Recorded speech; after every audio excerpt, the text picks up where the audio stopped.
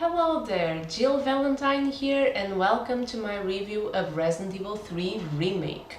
So just like for my Resident Evil 2 Remake, I didn't play the original Resident Evil 3, so I'm going to talk exclusively about my experience with Resident Evil 3 Remake. There will be no comparison with the original because I didn't have the chance to play this. Please, PlayStation, if you're hearing this, please put Resident Evil 2 and 3 in the classic catalog of your service. Please, I'm begging you, so I can play those games.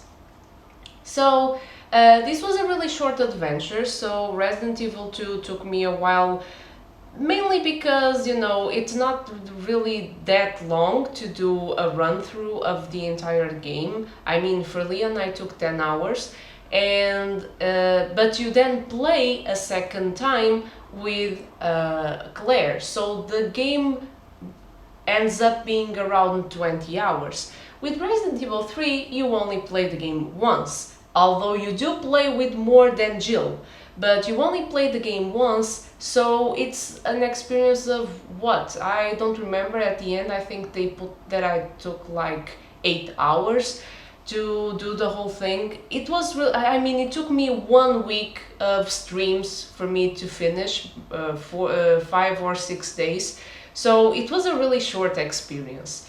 And I feel like there's nothing much to say because basically Resident Evil 3 is occurring at the same time that, in the same time of Resident Evil 2, so it's the Raccoon City incident. And you now see, because Jill at the time was in Raccoon City, now you see Jill's side of the story, so to speak.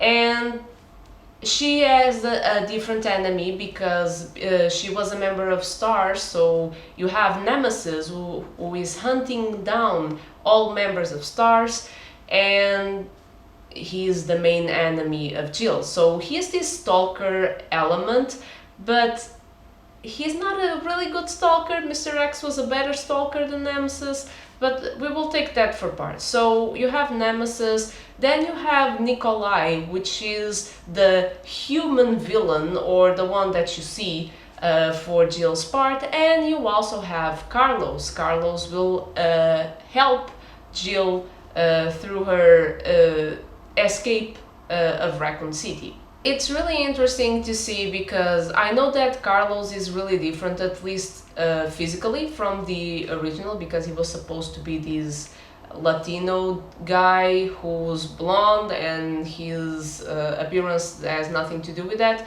I like Carlo's character, at least for what I see in this remake. I have no comparisons to make, so I like Carlo's character actually. I didn't like to play with him, but we will talk about that.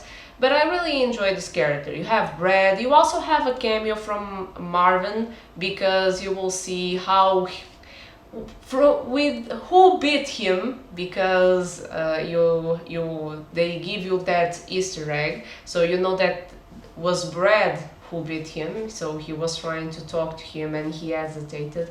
So when you remember his sentence of uniform or not, you just shoot or run, you don't hesitate. So that really hit. And let's talk, there's not much to say about the story. So Jill's trying to escape, Carlos also, they're trying to also help civilians, but that task actually fails, so it's not a priority. And of course Jill's escape is very difficult due to the presence of Nemesis. But she's able to escape, you see Raccoon City explode, and it's a happy ending for all of us, basically. About the mechanics, I think in this game we have to talk about the mechanics and the environment, the ambience. That's really important. The big improvement that I see in this game compared to Resident Evil 2 Remake is the presence of a dodge mechanic. Thank God! Finally, I can dodge my enemies. I was still a bit uncertain about the timings, so of course I did fail sometimes, but the dodge mechanic is awesome.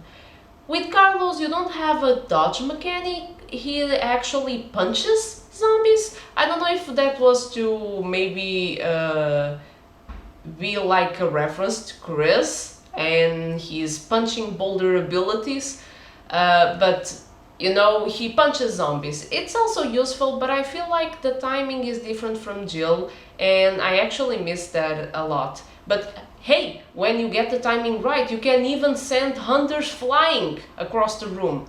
So, yay for that, I guess. But the mechanics are pretty much the same you saw in Resident Evil 2, except they add the dodge mechanic, which is a lifesaver. I think that the ambience in general is less. I think the ambience was more intense and more horror-like in Resident Evil 2. I felt like it made the tension bigger, and you felt like there was more tension. You felt like, I don't know, there was this pressure about the way you explored. Here you have more open spaces, you go through the city. I don't know, the ambiance is different and it's not as horror-like as in Resident Evil 2. I know that I'm comparing really the two games, but I mean, can you blame me? They happen at the same time in Raccoon City, and I mean, the mechanics are the same. They are basically taking stuff from Resident Evil 2. If we're talking about the zombie enemy, which is Nemesis versus Mr. X, Nemesis is a lot less threatening. Don't get me wrong, in terms of damage, he's worse than Mr. X, because Mr. X would just walk slowly, and unless you had to go by him, he wasn't really a threat in that sense, you know? If you got stuck in the corner with him, he would be terrible, but if you had space to run, he didn't really run. Sometimes he did a charge, I will give him that, but it was not really a threat in that sense. With Nemesis, it's a lot more difficult because sometimes he jumps, like he kind of teleports in front of you, and he also runs super fast. He uses those tentacle-like thingies to pull you towards him. Although I don't know if it was just my luck, but he would pull me, and I thought at least he would stomp Jill, but he didn't.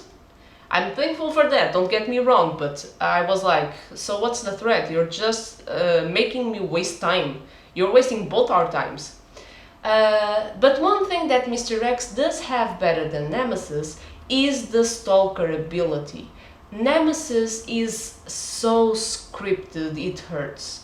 And if you end up going into a room that isn't a part of the path you're supposed to go, he doesn't follow into there. It's not the question of being a save room. He just doesn't follow because it's not a scripted path.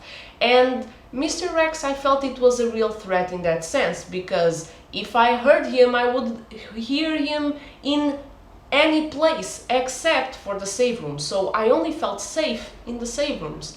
And in that sense, I felt more pressure and more tension from Mr. X than Nemesis. The boss fights are not really that difficult. Once again, my problem was just like with Birkin, when Jill was in that arena, I died a few times there, and she had to kill Nemesis, and also because killing Nemesis wasn't difficult enough, so let's add some zombies sometimes just to hinder you. But I mean, it was a fun fight, you know, but dying was not that fun.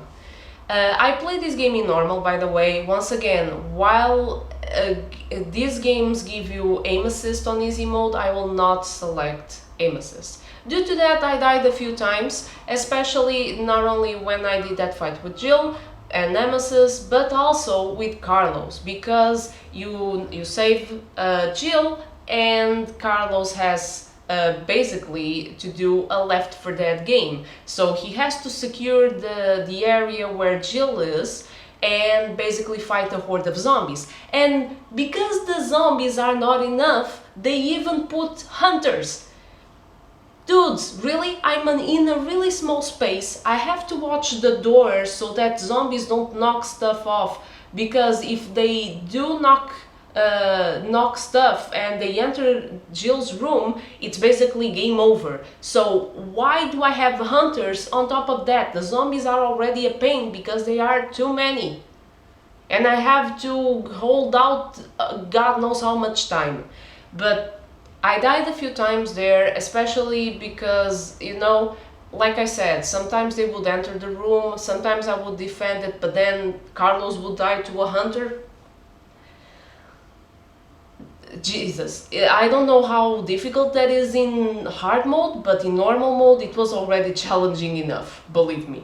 I didn't really like Carlos' guns. I know that, he only has standard guns, so I think he had some kind of rifle and the handgun. I don't know if he had a third weapon, I don't remember. But I feel like Jill has the cool weapons, and then Carlos has these thingies, Also, pro tip. When you die to a hunter, the load screen will tell you, quite cleverly, that you should use acid rounds to melt the hunter's armor and make it vulnerable. That's all fun, but Carlos doesn't have a grenade launcher. That's with Jill, and you can't have that. So, pro tip, use hand grenades. If you use a hand grenade on a hunter, it's a one-hit kill. Don't waste bullets like I did, please. It's one-hit KO if you use a hand grenade, and it would really, game developers, it doesn't take that much to put the loading screens updated to the character that you're using, because suggesting to use acid rounds when I have no equivalent for Carlos is really stupid. Okay, I just wasted time. I was dying to a few hunters more times than I should because I was wasting bullets. And when I could have used just a hand grenade and it was game over. I assure you, if you hit it right, if the hand grenade slips off, maybe he doesn't die in the first impact. But if you hit it right, one hit KO. End of story. And I don't think I have much more to say. Nikolai is... he's an interesting villain because, he's this guy working for money. I feel like he's a cheaper Wesker, Wesker in Resident Evil 1 was this double agent working for Umbrella, working for his own interests and money, power, whatever. And Nikolai is a little bit of that, so he's basically registering Jill's data combat against Nemesis, and he's also trying to get money from the virus, the vaccine, whatever he can get his hands on. So that kind of villain, it's each for themselves, and I'm all about myself.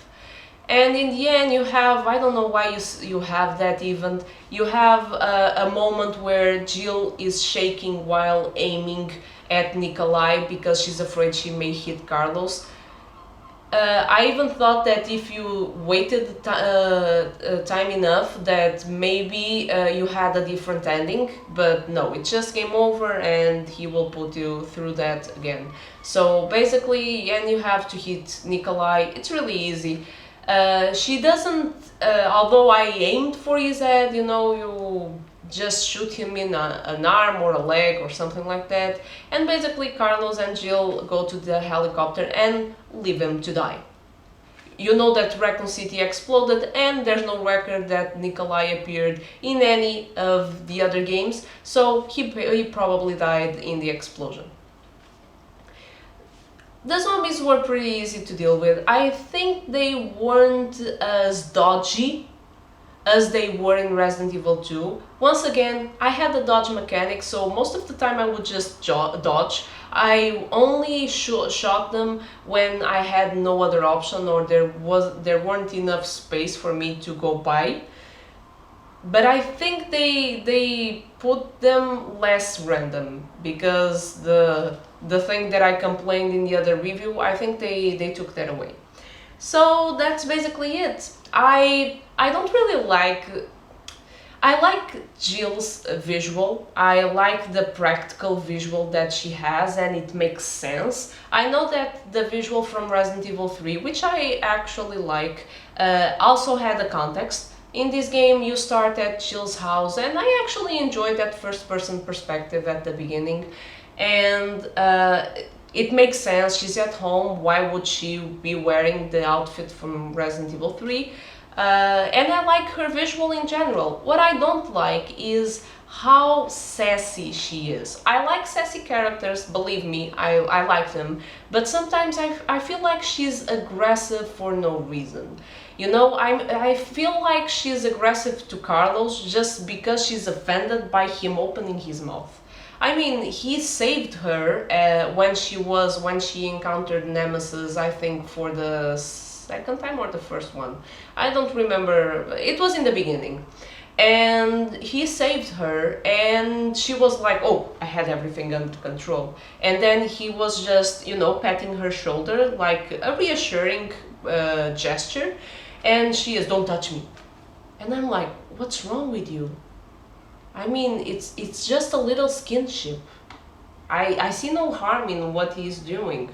But you know, then she gets to know Carlos and she tones it down as you go through the game. But Jesus, in the beginning of the game, she was being real aggressive, real sassy for no reason, even for people that were being nice to her. I know that she has like this pet peeve with Umbrella after what happened in Resident Evil 1, but there's no need for her to be that aggressive to people that, you know, by talking to them, you can see that know nothing of what Umbrella is doing behind their backs. So this is my impression on Resident Evil 3. Nonetheless, it was a fun game. It's a really short experience, so I would really love to know how is the experience for the original. Please, if you know secrets, if you have other impressions, or if you want to tell me more stuff about Resident Evil 3, the original game, please feel free to do so in the comments. Please like this video if you like this content, subscribe to see more videos and reviews, and of course other stuff, and please follow me on Twitch. I play games there daily. I also do other kinds of content, so look forward to it. And you know, share in the comments your thoughts about the characters, your thoughts about this remake, and I will see you next time, and we will continue on more Resident Evil. See you!